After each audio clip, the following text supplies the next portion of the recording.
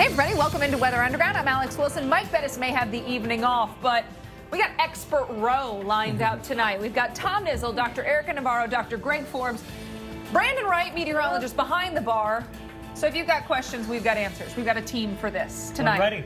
Feels so special. Send us your questions using the hashtag WUTV. We're going to talk about the multi-day severe threat with Dr. Forbes in just a moment, but you guys all...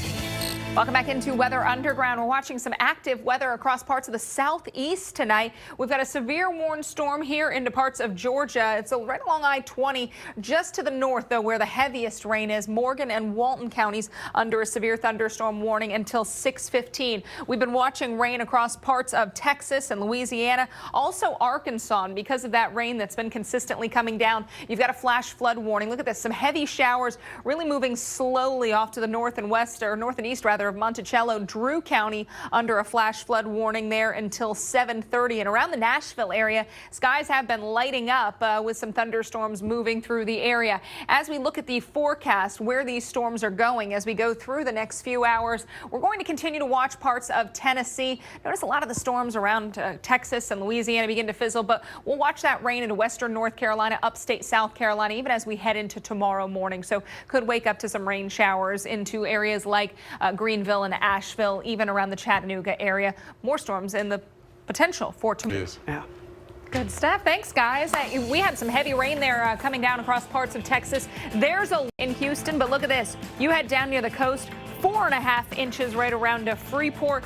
Offshore, almost 6.5 inches. So we got a lot of rain causing a lot of problems out there this morning. And we've got much more still ahead. Here on the Weather Channel, we've been doing experiments all week here on Weather Underground. If you missed last night, I'm sorry, because it was some great stuff. But tonight, Brandon has come in with an awesome experiment to talk about convection currents and how warm and cool air interact in the atmosphere in a very simple way. Yeah, this one's easy. You can do it at home. This was actually even great for kids. And there's nothing that's going to hurt you in that sense. Right. You just need...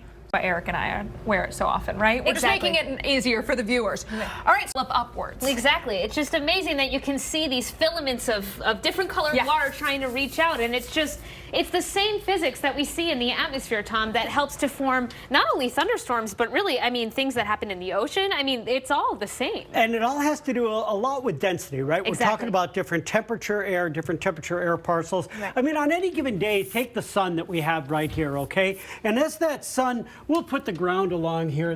We spare no expense at our artistic work here. Yes. So as the sun begins to heat the ground on a day, you develop these warm thermals, these warm currents of air, right? Exactly. And so now this air is rising because as it heats, it's fairly energetic, right? I mean, it's less dense than the environment around it. And so it's just like a hot air balloon, right? It wants to rise up in the atmosphere, and that's what causes the instability. And that's what you'll see on a daily basis. When we get into systems where we're working with different air masses, Exactly. we can have warm air that is moving along in a direction like this. Yeah, we're going to go in opposite directions here. So this is Tom and our fantastic artistic skills. So if we have colder air near the surface, say behind a cold front, for example, that's those lines here. When it reaches that warm air, this cold air wants to stay down near the surface. And as Tom is drawing, that warm air will rise up and over it. And that's why we often can get thunderstorm activity right at this boundary here along the front. Right in here, right in this area here, we can develop that.